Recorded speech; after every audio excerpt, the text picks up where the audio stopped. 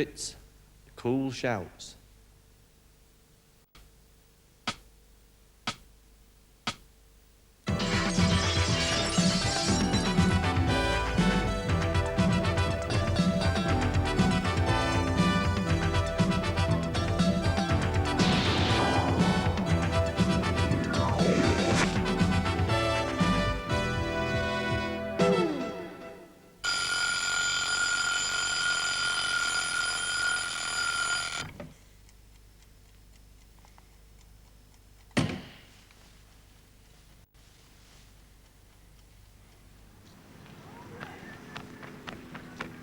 Three years ago, when Beverly Smith was made redundant, she didn't bother to look for another job. She'd had enough of working for other people, so she did what many young people would like to do. She became her own boss. Rather than sitting back and doing nothing, I decided to put my time to good use and try to make a business up that way, with trial and error, really. Her last job had given her a taste of glass engraving, and with a little help, she thought she could make a go of it. I'm fortunate in the fact that I have parents that are self-employed and local family that are self-employed who I could turn to for small problems. Had something cropped up, then I'm fortunate to have somebody to refer to, but the main one, you know, is down to me at the end of the day. I hadn't got very much money as starting capital. It took all that I had saved, which was a total of £275, which was enough to purchase the engraving equipment that I have today.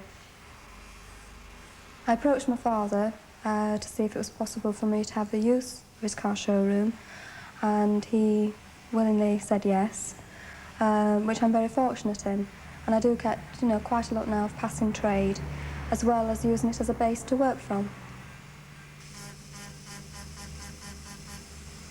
If I do about 8 a day, 5, 6 days a week, that's quite adequate really for what I want. As long as I have a nice, steady income, can afford to buy small amounts that I need.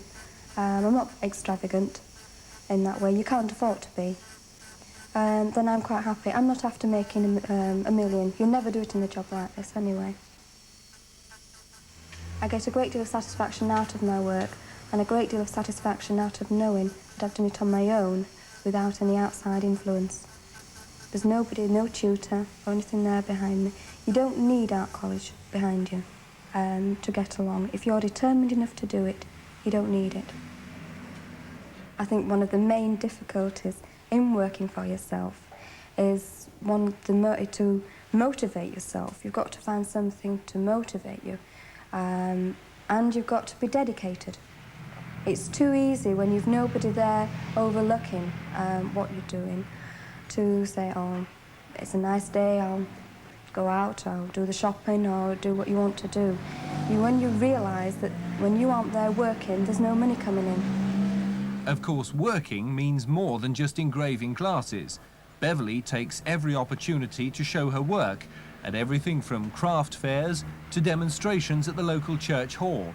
If you should be interested in coming up and watching me as I work, please feel free to do so, and to look at my work on display here behind me. So feel free to come up. I don't have any classes in shops. A lot of shops, they want them in on sale or return, and they're filling their shelves up while they're selling their own goods. They're not too worried about yours being sold. They're not paying for those, and I don't like that idea. I have got a reader's offer in a magazine, advertisement there, to do the mail order side. I approached the managing director. I was quite cheeky by asking him if he'd take the glasses on, and I'm delighted to say that he did do. He's done me a lot of help in that way. I think you have to be cheeky to get on. I mean, you've got to ask people if they'll help in this way or that way. Don't be frightened of them. They can only turn around and say no. Hi. Hi, Stuart. How's it going? Very well, I think. This is what we've got for you so far, on a half-page format. That we hope to drop in. We don't know yet. Now, we've got 2 picks to choose from. It is essential that you plough the money you get back into the business. If you pull with the weight from underneath its feet, it's just going to collapse.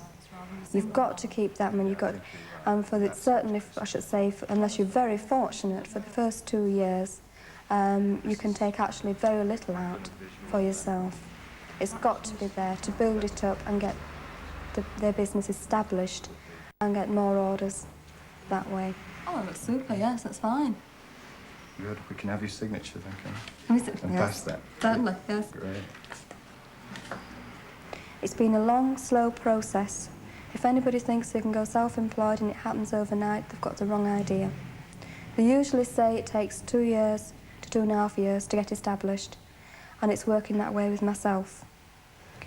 I'm glad now that it's been hard work and it's not been given to me on a plate. I've had to work for it, but it's all my own work. I get a great deal of job satisfaction out of the work that I'm doing, and I'm hoping that in the near future, as it's looking at the moment, things are going to improve considerably. It can be a problem running your own business if, like me, your mind's alert and active, but your body's incredibly lazy. So I've worked out the ideal situation. Run your very own business from bed. Excuse me. Hello? Oh, hello, just a minute. I've got you somewhere. This bed tidied up. Yes, your order is on its way. Yeah, my partner's checked it. No, you can't speak to him. Why? He's sleeping.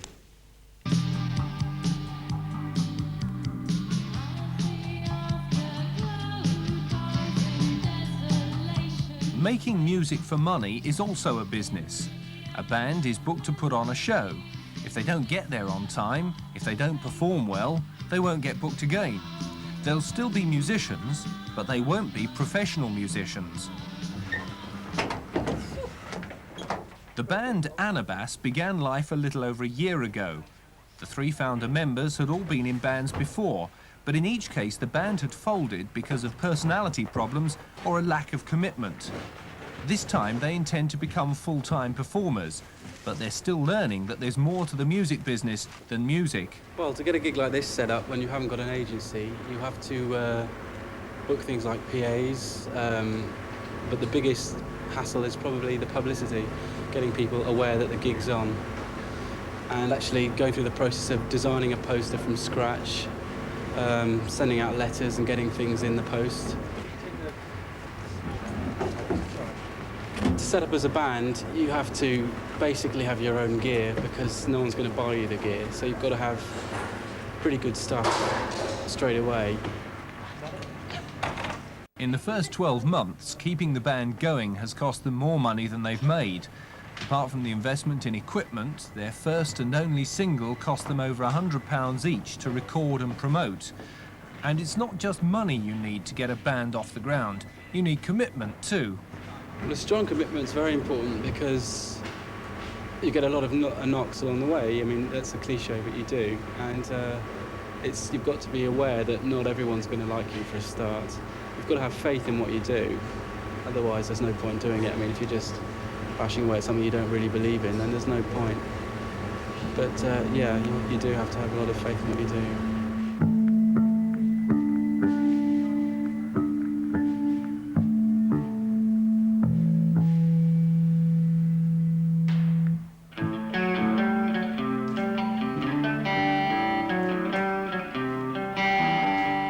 But even though their first year wasn't all that successful, they've continued to write songs and are planning to spend more money on recording. What do they hope to be in 5 years' time? Well, successful, really. In 5 years' time, I'd like to be successful.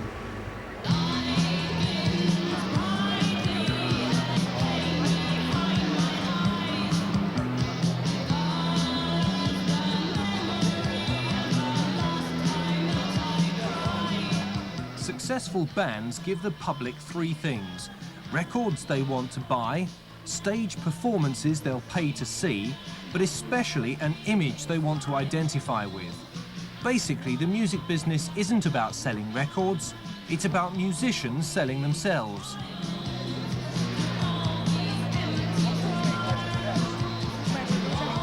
Pete Wiley had 2 hit singles, but he also had his fair share of troubles.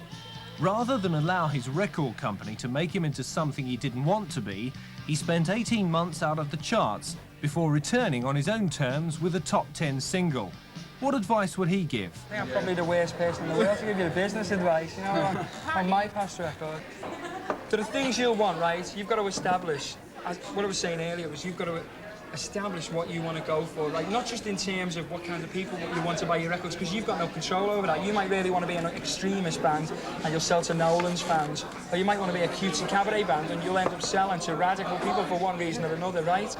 I mean, that's extremes, but it happens, you know.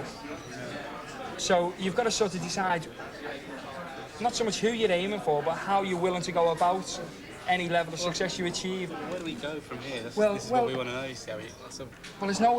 Where do we start? I mean, there are no sets of rules, right? It's really as simple as that. You can't have rules made for you. You've got to decide eventually. I think you've got to play yourself in and feel happy with what you're doing, and all of you really feel as committed as each other. Yeah. Because I'm sure even if I've found sometimes the first group started out with really best, closest mates, and we all thought we shared a common link, you know, musically and politically or whatever. And then you find that along the way, there's one guy who wants to go on the Sooty Show with you. I was talking about the Sooty Show earlier. You know, there's really like some people will go on the Sooty Show and I wouldn't. And there's people on the other hand who want to do things for the, for example, the Young Socialist rally. Yeah. And one of you might not want to or whatever, you know what I mean? And so there's going to be times along the way where you're going to have those clashes. And some of them you'll cross, you know, you'll say, well, the others are into it, so I'll go with it. What do you think about sort of major labels or any label at all? I mean, basically, the record companies, big record companies, are in the business of making cornflakes boxes, and you're the cornflakes that goes in it, right? Yeah. And if you don't want to be cornflakes, if you want to be like muesli or whatever, Rice Krispies. Yeah, exactly. Well, you've had it, you know. You've got to find the company who's into marketing Rice Krispies. Personally, I think it's great to get a lot of money, but then you have got to make certain commitments to them that you will like do things, and no matter you'll do certain performances and make certain amounts of records. If you don't want to do that, if you want to just make like records you want to make, you can't really go for that. Somebody might say to you, do this gig, and you say great, and you get to it, and you think, oh my God, what are we doing here? 3 people turn up, and like, but one of them might be Phil Spector, or one of them might be, you know, a real like Paul McCartney or the head of EMI, and they're just bowled over, you know. So there is always the luck element, and there's no way ever you can plan for that. In a business like the music business, success and failure are never far apart.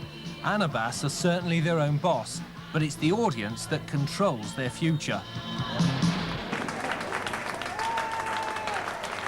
I find young people increasingly saying, we don't want to become big businessmen. We don't want to live for nothing but work. But we do want to have some kind of work. And if there aren't firms that can provide it for us, then we'll try working for ourselves. We help set up and attract a group of young people who could run their own business. We're not there to run the business for them. We're not the bosses of the business. But we provide them with help, and if we can get them resources. Instant Muscle, in each of the locations where it operates, has a support group of business people, academics, just people who are interested in helping young people. And we help with the initial dealings with the DHSS and bodies like this. Instant Muscle helps set up cooperatives owned and managed by young people. The idea being to give young people confidence in their own ability to go it alone. John Marks is an Instant Muscle coordinator. A self-employed painter and decorator himself, his role is to advise and help a co-op who call themselves Youth Enterprise Sheffield. The decision-making's based on the cooperative idea that sort of everybody in the group has a vote. And if there is any argy-bargy, then it's taken to the vote. But usually through discussion, stuff's sorted out pretty amicably.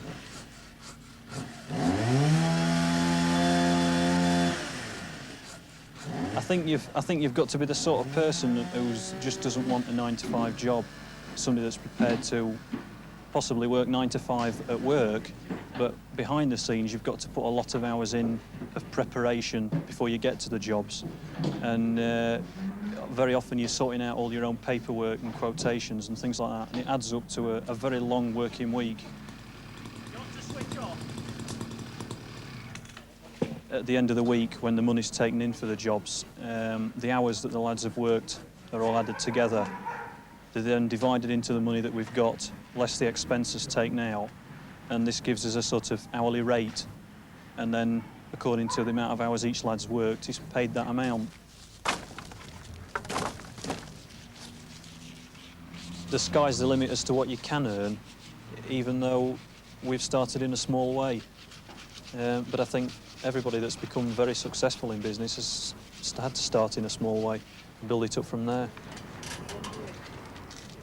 But what does the group think it gets from being involved with Instant Muscle? They give us a lot of advice and, you know, a lot of help what we wouldn't get if we was on our own, you know what I mean?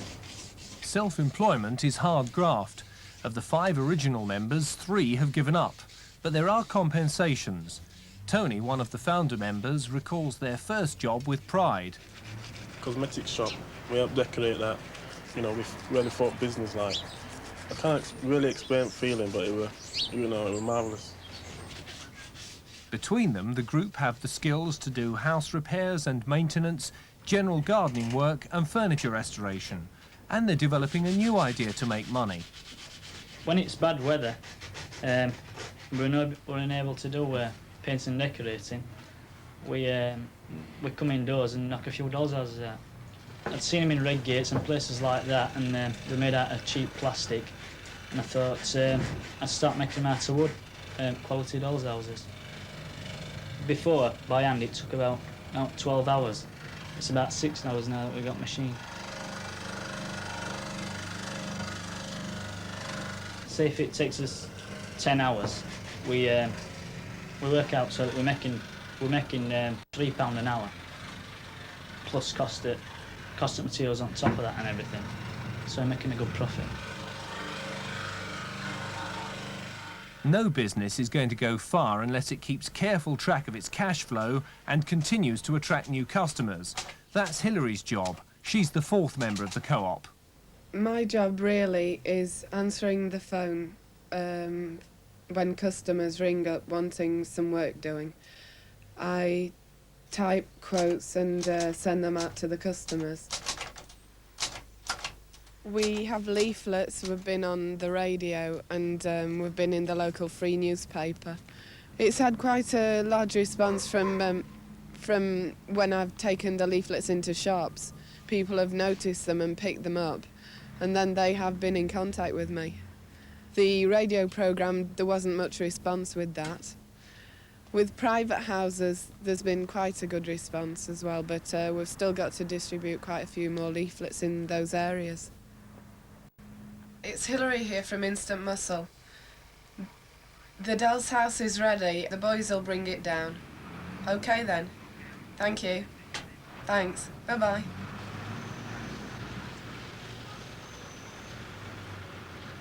If they feel they have a say over the direction of the company, of the little organisation that they set up, then there is a sense of mastery, if you like.